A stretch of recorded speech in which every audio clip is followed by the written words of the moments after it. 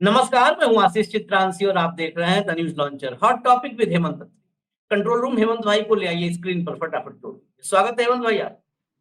बहुत दिनों से जब जब हम लोग चर्चा करते हैं तो एक शब्द का कई बार इस्तेमाल हुआ है। एक शब्द क्या, एक कोट कह लीजिए, बेशर्मी का अमृतकाल। ये काफी पहले, साल डेढ़ साल पहले मैंने बोला, उसके बाद ये बहुत बार हम लोगों ने आज उस कोट पर, बेशर्मी के अमृतकाल पर मोदी जी ने खुद मुहर लगाई। अब ये मुहर लगाते हुए कोई फोटो तो नहीं है, लेकिन हम आज इस कार्यक्रम में 25 मिनट 26 मिनट में साबित कर देंगे कि बेशर्मी के अमृतकाल पर साहब ने मुहर लगा दी। क्योंकि 11 साल से जो काम प्रधानमंत्री मोदी छिप छिप कर रहे थे, इनडायरेक्ट कर रहे थे, पर्दे के पीछे से कर रहे थे, वो काम अब खुलेआम शुरू कर दिए हैं, खुलेआम। अब तक जो लोक लाज का दिखावा था, वो भी उन्होंने कूड़ेदान में डाल दिया है। और अगले 5 दिन, आज से शुरू हुआ है, 5 दिन बार-बार लगातार आप देखेंगे। वो याद है आपको, बेशर्म मंत्री शाह। शाह कहने पे कई लोग चौंक जाते हैं कि एक ही शाह है, नहीं, कई शाह हैं और एक ही शहंशाह है। शाह कई सारे। एक मध्य प्रदेश में विजय शाह। आतंकियों की बहन को मोदी जी ने भेजा। किसे कहा आतंकियों की बहन? Colonel Sofia Qureshi. High court से क्या-क्या टिप्पणी हुई, क्या आदेश हुए, कितनी फजीहत हुई। लेकिन क्या मजाल कि मोदी जी उसको बोल दें कि इस्तीफा दो और घर बैठो। आतंकियों की बहन कहने वाला मंत्री पूरे शानो शौकत से अपनी कुर्सी पर बरकरार है, और उसी बहन के परिवार से मोदी जी अपने ऊपर पुष्प वर्षा करवा रहे हैं, फूलों की बारिश करवा रहे हैं। कई भक्त आएंगे, कह देंगे कि वो तो उनके अपने अंदर की प्रेरणा थी, स्वतः स्फूर्त उनके अंदर मोदी की भक्ति जगी थी। तो फिर आप देवड़ा को भी याद करिए, जगदीश देवड़ा, उसे भी मोदी जी ने सच साबित कर दिया कि मोदी जी के चरणों में नमन करना चाहिए। अब परिवार आने लगा है सैनिकों का नमन करने के लिए। कुछ दिन बाद सैनिक भी आएंगे, सेना भी नमन करेगी। शुरुआत ऐसे ही होती। तो मोदी जी अपने उस बेशर्म पथ पर अग्रसर हैं, बिना लोकलाज के, बिना लोकलाज, बिना लोक भय। मैं दो एक स्क्रीनशॉट दिखाता हूं, फिर सीधा सवाल आपसे। देख लीजिए, खबर पहले पुष्टि हो जाए, क्योंकि हम विजुअल नहीं दिखा सकते, हमारी मजबूरी है ये कि विजुअल नहीं दिखा सकते हैं। देखिए, गुजरात दौरे पर पीएम मोदी का अभूतपूर्व स्वागत। अभूतपूर्व हो ही गया। कर्नल सोफिया कुरैशी के परिवार ने बरसाए फूल। आगे वीडियो है, लेकिन वीडियो हम नहीं दिखा सकते। नीचे भी पढ़ लीजिए। ऑपरेशन सिंदूर के बाद गुजरात के पहले दौरे पर पहुंचे पीएम मोदी का गुजरात में भव्य स्वागत हुआ। बड़ोदरा हवाई अड्डे पर उतरने और दाहोद के लिए रवाना होने के बीच पीएम मोदी का 25,000 से अधिक महिलाओं ने स्वागत किया। पीएम मोदी के स्वागत के लिए कर्नल सोफिया कुरैशी का परिवार भी पहुंचा था। ये 25,000 महिलाएं, देखिए, प्रतीकों की राजनीति होती है। 25,000 महिलाएं, मतलब वो सुहाग, सिंदूर, सिंदूर का प्रतीक सिंबलाइज किया, और नाम भी वही रखा है। अभी बाकी हेमंत भाई कहानी बताएंगे, नाम भी वही रखा है। खुलेआम पहली बार इस देश की राजनीति में हो रहा है, खुल्लम खुल्ला सेना के पराक्रम के नाम पर वोट मांगे जा रहे हैं। और भारत में इससे बड़े, पाकिस्तान के खिलाफ इससे बड़ी विजयों की, इससे बड़ी कई विजय हुई है, और सारे सब के सब दस्तावेजों में दर्ज है। इससे इससे बड़ी कई विजय, भारत की विजय गाथा में इस ऑपरेशन सिंदूर से कई बड़ी कहानियां हैं। ये बात कहना ही पड़ेगा। और दिखा दीजिए, हेडलाइन और दिखा दीजिए, फटाफट लाइए स्क्रीन पर भैया, लाइए लाइए जल्दी। पीएम मोदी के रोड शो में पहुंचा कर्नल सोफिया का परिवार। बहन साइना भास्कर से बोली, पीएम मोदी ने महिलाओं को आगे बढ़ाया, वे आज गर्व महसूस कर रही हैं। आगे लाइए, इस खबर के भीतर भी देख लीजिए। प्रधानमंत्री नरेंद्र मोदी सोमवार को गुजरात के बड़ोदरा पहुंचे। पीएम मोदी ने एयरपोर्ट से एयरफोर्स गेट तक 1 किलोमीटर लंबा रोड शो किया। इस रोड शो को सिंदूर सम्मान यात्रा नाम दिया गया, सिंदूर सम्मान यात्रा। पीएम मोदी के स्वागत के लिए कर्नल सोफिया कुरैशी का परिवार भी पहुंचा था। हटा दीजिए। बस अब इस पर चर्चा शुरू करते हैं, अभी आगे भी कुछ है आपको दिखाने के लिए। हेमंत भाई, आज तक भारत के इतिहास को आपने पढ़ा है, गुलाम भारत के भी और आजाद भारत के भी। आज तक भारत के किसी भी सैन्य पराक्रम पर ऐसा कभी भी राजनैतिक इवेंट हुआ जहां पर खुलेआम राजनैतिक इस्तेमाल किया जा रहा है और देश को कोई आपत्ति नहीं है, सेना को भी कोई आपत्ति नहीं है, इसको अंडरलाइन करते हुए। जी भाई नमस्कार, आपको सारे दर्शक साथियों को भी। देखिए, जो आज ये हो रहा है ये एक नई शुरुआत है एक तरीके से, और आपने जो शब्द कहा उसको थोड़ा सा अगर और उसको कानूनी जामा पहना है जिसमें मानहानि का पुट ना हो, तो उसको श्रम निरपेक्षता का अमृतकाल कहेंगे, तो शायद मानहानि से भी बचे रहेंगे। श्रम निरपेक्षता की जो हदें आज लागी गई है वो ना भूतो न भविष्यते हैं, और अगले 5 दिन तक ये सिलसिला बदस्तूर जाने वाला है, बदस्तूर चलेगा ऐसे ही। और इसका जो कल्मिनेशन होगा वो आप देखिएगा, अभी तक बहुत लोगों को शायद पता नहीं, 9 जून को मोदी जी के सत्ता ग्रहण करने के 11 साल पूरे हुए। इस सारे का कल्मिनेशन, ये उसका बिल्डअप है सारे का, उस सारे का कल्मिनेशन 9 जून को इसके एक मेगा इवेंट के तौर पर मोदी जी कर सकते हैं। उसके लिए बहुत बारीक प्लानिंग अंदर खाने चल रही है। इसका जो पहली शुरुआत है, इसमें आपने देखा होगा ये आज पहला नहीं, लेकिन सिंदूर सम्मान यात्रा आज निकाली गई है। क्यों? क्योंकि जो देश भर में तिरंगा यात्राएं निकालने की बात थी शुरू में प्रदेश और प्रत्येक राज्य में, वो सरकारी आयोजन बन के रह गया, उसमें वो मोबिलाइजेशन नहीं हुआ जनता का जो इनकी सोच थी, जो इनकी योजना थी। और पहली बार ऐसा हुआ है कि इस तरह के मसले पर बीजेपी वो नहीं कर पाई जो वो चाह रहे थे, और वो तमाम सवाल जनता के बीच में कायम। तो अब इन्होंने क्या किया, आज एकाएक प्रधानमंत्री पहुंचे वडोदरा। उनका वहां के लोगों को तो पता था, लेकिन उस तरीके सिंदूर सम्मान यात्रा किस तरीके से मीडिया के अंदर या कहीं कोई खबर नहीं थी पहले। तो ऑल ऑफ ए सडन जब मैंने देखा इसको तो मैं भी चौंका कि भाई ये कहां से क्या आ गया। और जब उस पर थोड़ा काम किया तो आपको जानकर हैरानी होगी, ये तो आज तो अभी शुरुआत है जब हम सुबह बात कर रहे हैं। इसके बाद अभी तो 10 बजे वडोदरा में हुआ है, 10 मिनट का, वडोदरा में केवल 10 मिनट का हुआ है, एयरपोर्ट से लेके एयरफोर्स के गेट तक 1 किलोमीटर का ही था। उसमें 10 मिनट में सोफिया कुरैशी का परिवार भी आ गया, सारा आ गया। इसके तुरंत बाद 2 बजे फिर है, 2 बजे भुज में रोड शो है आज ही, और उसके बाद 6:30 बजे अहमदाबाद में रोड शो, इसी पे सिंदूर सम्मान यात्रा। तो गुजरात के 3 एरिया कवर कर लिए। उसके बाद अगर आप देखेंगे 29 तारीख को प्रधानमंत्री जी सिक्किम जा रहे हैं, 29 को मणिपुर नहीं जाएंगे। कहीं आप गलतफहमी पाल लें कि सिक्किम जा रहे तो मणिपुर पास भी, ऐसी गलती नहीं करेंगे वो। 29 को सिक्किम जा रहे हैं, पश्चिम बंगाल और यूपी 30 को जा रहे हैं, पश्चिम बंगाल जाएंगे, 30 को कानपुर में जाएंगे। उसके बाद पटना बिहार में जाएंगे, मध्य प्रदेश 31 जाएंगे भोपाल। तो 31 तारीख तक ये सिलसिला लगातार हम दिखा देते हैं, पूरा कार्यक्रम भी दिखा देते हैं, दिखा दीजिए कंट्रोल रूम। ये देखिए 26-27 को गुजरात आज हो गया, 29 को सिक्किम जा रहे हैं, और वहां पर उसके बाद पश्चिम बंगाल जा रहे हैं, पश्चिम बंगाल के बाद जैसे मैंने बताया बिहार, और उसके बाद मध्य प्रदेश। तो ये सारे का सारा बेसिकली कहीं सिंदूर यात्रा है, कहीं जनसभा है। अल्टीमेटली टारगेट वही रहेगा, सेना का बहादुरी, सेना का शौर्य, पाकिस्तान को सबक सिखा दिया, ये कर दिया, जो भी मोदी जी करते हैं बेस्ट वो करेंगे। आज सबसे जो इंटरेस्टिंग बात हुई, जैसा आपने इंट्रो में हल्का सा जिक्र किया, कि कर्नल सोफिया कुरैशी को मोदी जी की मध्य प्रदेश सरकार के मंत्री विजय शाह ने क्या कहा था, आतंकियों की बहन कहा था। उसके बाद हाईकोर्ट ने कहा कि इनके खिलाफ तमाम कठोर से कठोर धाराओं में मुकदमा दर्ज। कैसा मुकदमा दर्ज हुआ आपको ही पता है। किसी महिला आयोग ने राज्य के या केंद्र ने कोई नोटिस दिया हो, कुछ हुआ हो? कुछ नहीं हुआ। मोदी जी ने उनको बर्खास्त किया हो ना, ऐसा भी कुछ नहीं हुआ। उस सब के बावजूद भी आज सोफिया कुरैशी का परिवार, उनका भाई जो है संजय कुरैशी, उनके पिता जो है ताज मोहम्मद कुरैशी, और उनकी जुड़वा बहन शाइना सुमसारा, उनकी बहन है, जुड़वा बहन है, वो सारे के सारे मोदी जी पर फूल फेंक रहे थे। और आपको पता है मोदी जी इवेंट के माहिर हैं, इवेंट मैनेजमेंट के मामले में, मैसेजिंग के मामले में, ऑप्टिक्स के मामले में, थिएट्रिक्स के मामले में कोई मोदी जी का सानी है। तो एकदम ऑल ऑफ ए सडन उनका परिवार वहां पर खड़ा था एक डायस पे, वो उनके ऊपर फूल फेंक रहे थे। और अगर आप उन तीनों से बातचीत देखेंगे ना, भाई से, बहन से, या उनके पिताजी से, तो वो सब क्या कह रहे हैं कि प्रणाम हुआ, दूर से हुआ, आंख आंखों में मुलाकात हो गई। मिले नहीं मोदी जी, ध्यान रखिएगा, नहीं तो मिल भी सकते थे। तो सोफिया कुरैशी के परिवार से मिलने में क्या समस्या है?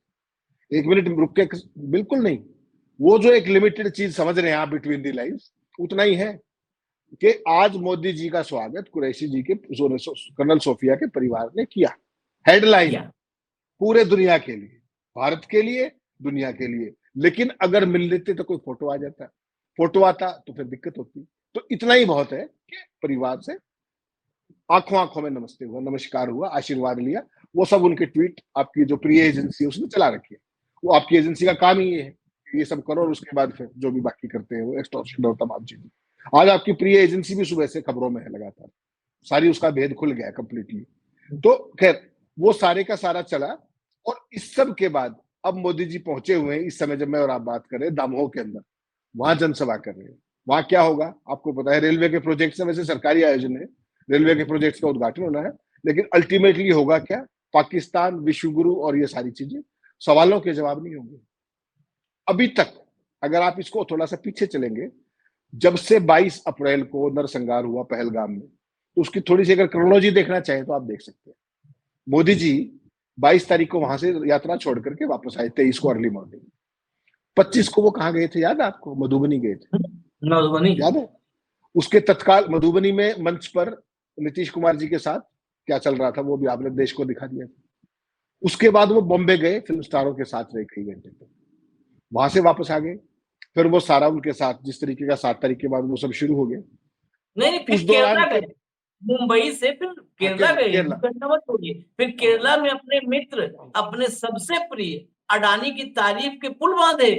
फिर उसके बाद आए केरला आंध्र प्रदेश, फिर आंध्र प्रदेश आए, फिर चंद्रबाबू नायडू और पवन कल्याण के साथ मंच पर बैठे और पवन कल्याण के साथ जोरदार ठहाके लगाए।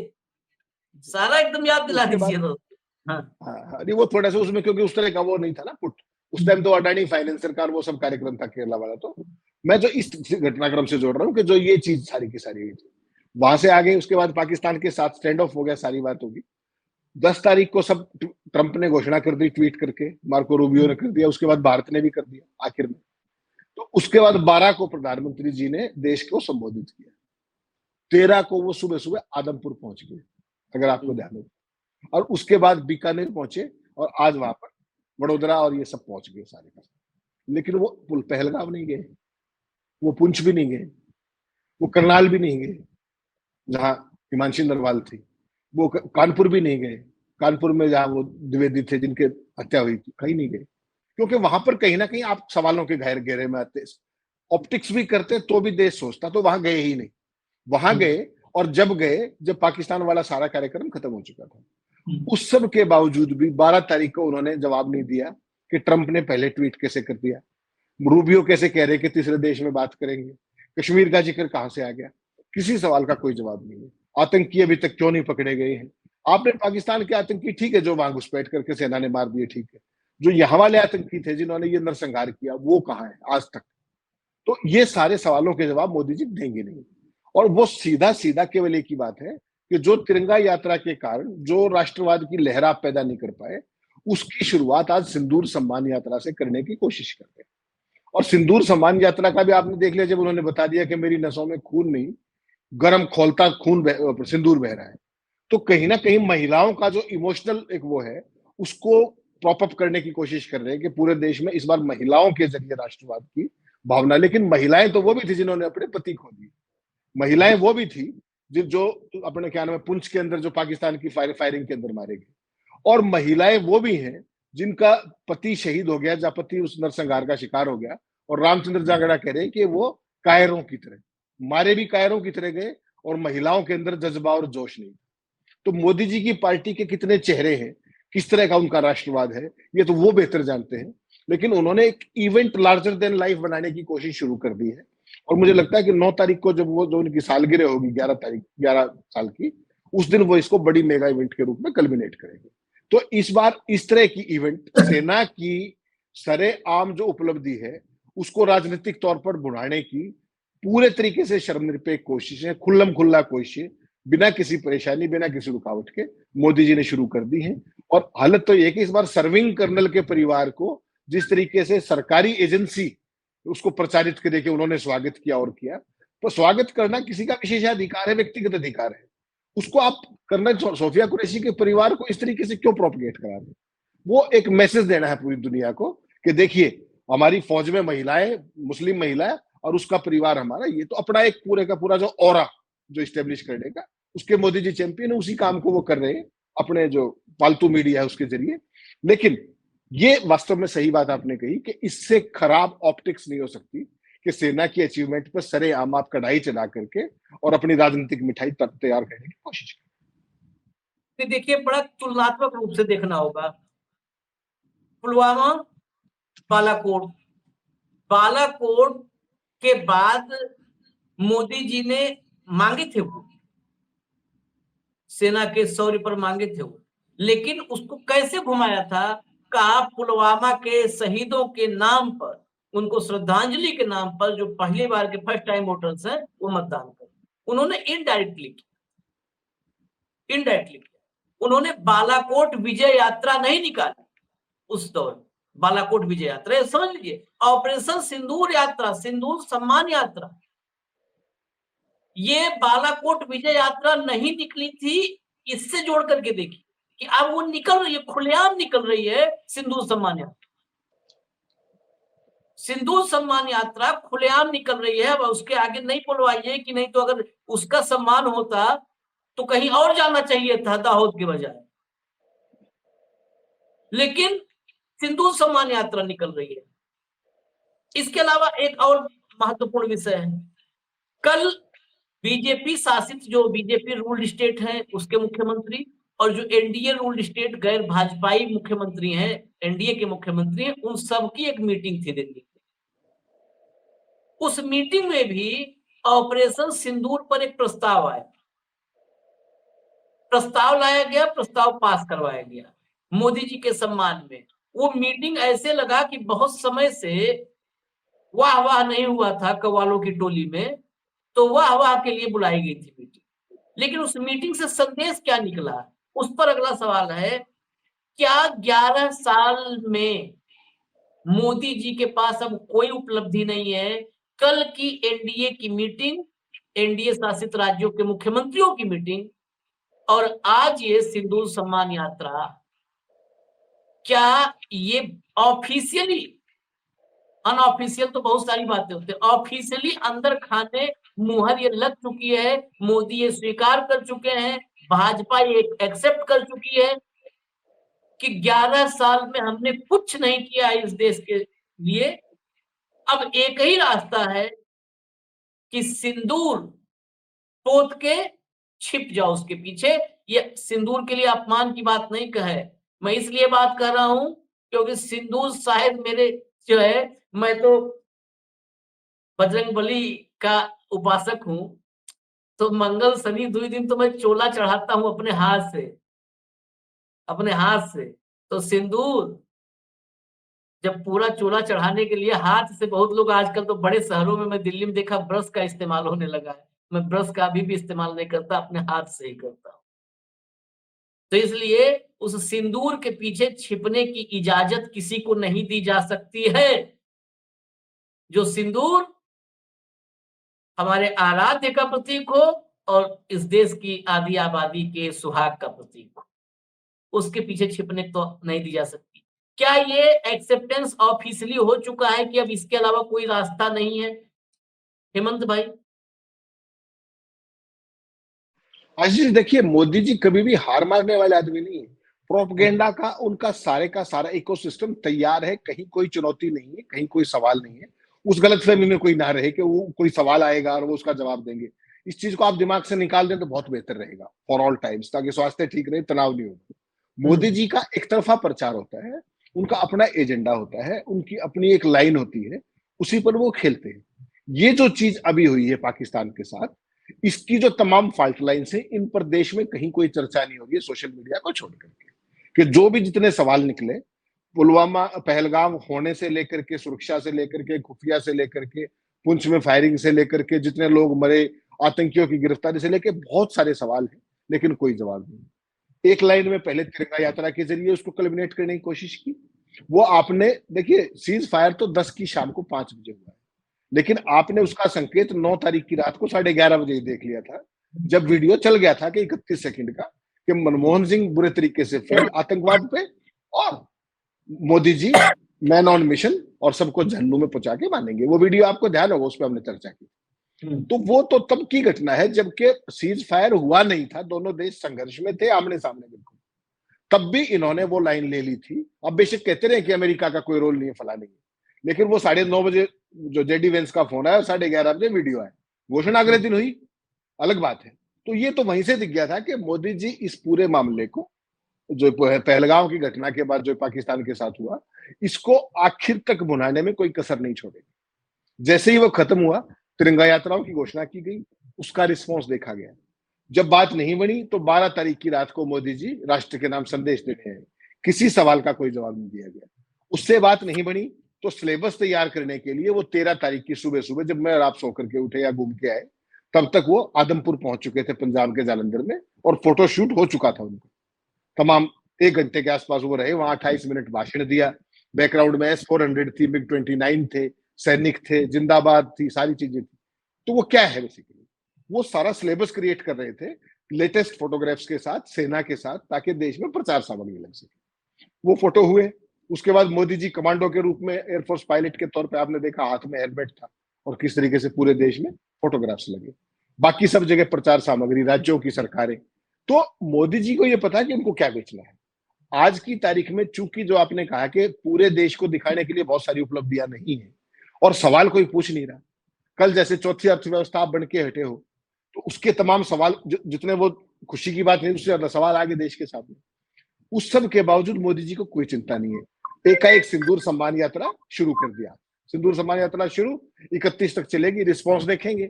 9 तारीख को 11वीं वर्षगांठ है, उसमें देखेंगे। बेसिकली ये सारा जो कुछ हो रहा है, ये अपना जो बिहार का चुनाव है, उसके लिए मोमेंटम बढ़ाने की कोशिश है कि देश एक बार राष्ट्रवाद के उसमें आ जाए, लहर बन जाए, और उसके बाद फिर सारे सवाल जवाब सब खत्म, विपक्ष खत्म, एलाइज खत्म, और जो मर्जियां हम उस तरीके से करें। इस चीज को आप बिल्कुल स्पष्ट रखिए। तो ये वो मोमेंटम बढ़ाने की, एनवायरमेंट बिल्डिंग का फेस है आज की तारीख में। ये धीरे धीरे अब राइज करेगा, और तमाम रामचंद्र जागड़ आएंगे, तमाम विजय शाह आएंगे, तमाम डिप्टी चीफ मिनिस्टर आएंगे, उस सबसे कोई फर्क नहीं पड़ता। ना उनको कोई नोटिस देगा, ना कोई कुछ और करेगा। 3 दिन पहले तक भाजपा कर्नल सोफिया कुरैशी को आतंकियों की बहन कह रही थी, आज उनका परिवार मोदी जी का स्वागत कर रहा है, उनकी प्रिय एजेंसी उसको प्रोपगेट कर रही है। तो पूरे का पूरा ऐसा माहौल बना दो कि मोदी जी ही मोदी जी, देश में अगर कुछ है तो केवल मोदी है, बाकी कुछ नहीं है। इस तरह का माहौल बना करके बिहार चुनाव में उतरना चाहते हैं। नीतीश कुमार की अपनी फॉल्ट लाइन्स है, जिस तरीके से वो दिल्ली मीटिंग में नहीं गए, जो अपने क्या नाम है नीति आयोग की थी। ये बहुत रेयर अवसर होता है कि एक अलाई मुख्यमंत्री ना आए, उसके भी अपने कुछ न कुछ कारण होंगे, आप ज्यादा बेहतर समझते हैं उसको। तो अब बेसिकली बिहार में फुल थ्रॉटल तैयारी चल पड़ी है। उसके लिए जो कुछ करना पड़ेगा वो होगा। उसकी शुरुआत आज की है गुजरात से, और ये आगे आगे बढ़ता जाएगा। 9 तारीख तक अब पता नहीं और कहाँ भी जाएंगे। 31 तक का तो मैंने आपने बता दिया, 9 तक और भैया कहाँ जाएंगे, क्या करेंगे, वो भी देखना है। ये जो अगला 5 दिन है ना, ये सिर्फ बिहार की तैयारी नहीं है, ये शुरुआत गुजरात की तैयारी से हुई है। गुजरात में चुनाव आने वाला है, गुजरात से हुई है। आप यहाँ पे राज्यों को देखिएगा, गुजरात है, इसमें इसमें बंगाल है, इसमें बिहार है, इसमें उत्तर प्रदेश है। ये चारों आगामी जो आने वाले वक्त में 1.5 साल के भीतर, 1.5 साल के भीतर सब चुनावी राज्य, सब चुनावी राज्य। और महत्वपूर्ण ये है कि ये जो आपने विजय शाह, देवड़ा, जांगड़ा, इन सब की बात की, इनके सवाल या इनके जो उलझुल बयान है, यह भी भाजपा के भीतर से मुझको लगता है कि स्क्रिप्ट के साथ आते हैं। क्यों आते हैं? मोदी जी के इसी मूवमेंट को, जो सिंदूर सम्मान यात्रा या ये राष्ट्रवाद का जो नया अवतार है, ये मजबूत करने के लिए आ रहे हैं। क्यों आ रहे हैं हेमंत भाई? इस पर मैंने सोचा, मुझे लगता है अगर कर्नल सोफिया पर सवाल हो, सेना मोदी के कदमों में नमन करे, इस पर सवाल हो, तो देखिए आखिरकार फूल बरसाना, नमन करने टाइप का शुरुआत हो गया ना, परिवार से हो गया, वो फिर सेना तक आ जाएगा, वहां तक चला जाए। वो महिलाएं ही, उन्हीं का जोश नहीं था, वो वीरांगना नहीं थी। जो जिनके पति मारे गए। इस सब से क्या हल्का होता है? एक तरफ मोदी जी का मूवमेंट चल रहा हो, ये मूवमेंट धुआंधार, ये मूवमेंट ही एक तरीके का, तो पुष्प वर्षा हो रही है, ऑपरेशन सिंदूर का गुणगान किया जा रहा है और सम्मान सिंदूर सम्मान यात्रा निकल रही है। दूसरी तरफ ऐसे विवाद पैदा किए जा रहे हैं जिससे सारा फोकस मोदी पर और केंद्रित होता जाए। तो सवाल क्या-क्या खत्म होते हैं इस देश से। पहलगाम का जिम्मेदार कौन? मोदी, शाह या मनोज सिन्हा या तीनों? सवाल खत्म। ये तो बहुत पीछे छूट गया ना। अब मोदी से अगर आप पूछेंगे भी कहेंगे बहुत पीछे छूट गया, अब तो फुल फुल बस गया है। अब इसकी बात क्यों कर रहे हो? ये खत्म हो गया। इंटेलिजेंस एजेंसियां क्या आपने एकदम चौपट कर दी, खत्म कर दी, रॉ आईबी सत्यानाश कर दिया? ये सवाल खड़ा होगा ना कि अगर खुफिया चूक है तो ये सवाल खड़ा होगा कि आपने चौपट कर दिया क्या? उसके बाद सवाल खड़ा होगा क्या आपके पास इनपुट आया था जो आपने अपनी यात्रा रद्द की, अपनी रद्द की तो क्या जो है पर्यटकों की जान की परवाह आपको नहीं थी, वो क्यों गए? ये सवाल आएगा। उसके बाद सवाल आएगा कि भैया वो मारने के बाद उन्हें कौन आसमान खा गया, जमीन निकल गई? आपके पास इतना तगड़ी सारी व्यवस्थाएं हैं, कहाँ गए वो? 1 दिन, 2 दिन, 4 दिन नहीं, अब तो महीना भर से ऊपर हो गया। कहाँ है? ये सवाल हो गया। फिर ट्रंप कैसे सीज फायर का ऐलान कर दिया? अगर आपके और उसके बीच में सीधी चर्चा थी तो ट्रंप ने कैसे ऐलान कर दिया? और आपके गोदी चैनल ही आपको फंसा रहा है। टीवी 9 का आज का फिर हुआ है कि 10 मई को ऐसा क्या हुआ था जिसकी वजह से पाकिस्तान अमेरिका के पास जाके गिड़गिड़ाने लगा। ये रिपोर्ट ही साबित करती है जब पाकिस्तान अमेरिका के पास गिड़गिड़ाया तो आप सीज फायर कैसे? आपके चैनलों की ये गोदी मीडिया की रिपोर्ट है हेमंत भाई, आज की रिपोर्ट। तो अगर अगर पाकिस्तान अमेरिका के पास गिड़गिड़ाया तो आप सीज फायर के लिए कैसे रेडी हुए? इसका मतलब आपके पास अमेरिका से फोन आया करो भाई। तो ये सवाल से आप फिर नहीं बच पाएंगे। कितने सवालात हैं? इन सारे सवालों से बचने के लिए कौन लोग हैं फ्रंट पर? वो विजय शाह, देवड़ा, जांगड़ा, ये लोग फ्रंट पे हैं। उन सवालों को खत्म करने का आपके मानस से, हमारे दिमाग से मिटाने के लिए वो लेके इरेजर लेके निकले हुए हैं सर। किसी गाली देंगे तो आपका क्रोध डाइवर्ट हो जाएगा ना, आपके सवाल डाइवर्ट हो जाएंगे और आपको महामानव दिखेगा सिंदूर यात्रा करता हुआ। ये सारी कोशिश है, ये कवायद है, इसके पीछे जो हिडन, और ये पूरा का पूरा चुनावी कैंपेन में तब्दील करते नजर आ रहा है। एक फाइनल टिप्पणी, मोदी जी सेना भी नहीं रोक रही है, तो जनरल वीपी मलिक जैसे अब तो सेनाध्यक्ष है नहीं। काश होते, काश होते। इससे कोई लगे कि भाई सेना हम वो कर रहे हैं, तो नहीं, हम तो चाहते हैं सेना बीपी मलिक और मानेक शाह जैसे होते। मानेक शाह इंदिरा गांधी के सामने आंख में आंख डाल के बैठते थे और बात करते थे। भाई ऐसे वीडियो शूट नहीं होता था कि मुंह क्या बोल रहे हैं आवाज नहीं आ रही और वीडियो बना करके रिलीज किया जा रहा है। भैया इस देश की क्या आप आखिरी तस्वीर नजर आता है, मतलब विश्व गुरु के रूप में कैसे तस्वीर नजर आती है, उसके हिसाब से हम लोग तैयारी करें हेमंत भाई। नहीं, आशीष भाई तैयारी कर लीजिए कि आप जितने सवाल पूछ रहे हैं ये सवाल भी गिने चुने दिनों के हैं, ये सवाल भी नहीं रहेंगे और बहुत टफ कंट्रोल आने वाला है। तमाम बिल स्पेंडिंग है जो आने वाले समय में, जो सोशल मीडिया पे जो कुछ ये होता है ये भी, और सेना को जिस तरीके से आज सरेआम सेना की उपलब्धि को लेकर के बिना किसी मामूली सी भी संकोच के जिस तरीके से भाजपा ने पहले तिरंगा यात्रा निकाली और अब प्रधानमंत्री जी खुद इन्वॉल्व होकर के इसको लीड कर रहे हैं, उसमें कोई शक नहीं है कि आने अभी आज तो सोफिया कुरैशी जी का परिवार आया है, कल सोफिया कुरैशी जी के साथ नहीं मोदी जी होंगे या बाकी अफसरों के साथ नहीं होंगे, इसमें कहीं कोई शंका मत मानिएगा। This is just a matter of time now. अब सेनाओं की सफलता, सेनाओं की उपलब्धि जब भाजपा के लिए वोट गार्डनिंग का एक माध्यम हो सकती है तो सेनाएं क्यों नहीं हो सकती? हो सकता है अगला समय वो आने वाला हो, तो उसके लिए तैयार रहें, अपने दिमाग पे बोझ ज्यादा ना रखें। मोदी जी जो कर रहे हैं वो सही कर रहे हैं और ये देश उसी के लायक है। अपना आनंद लीजिए और ज्यादा तनाव मत पाइए।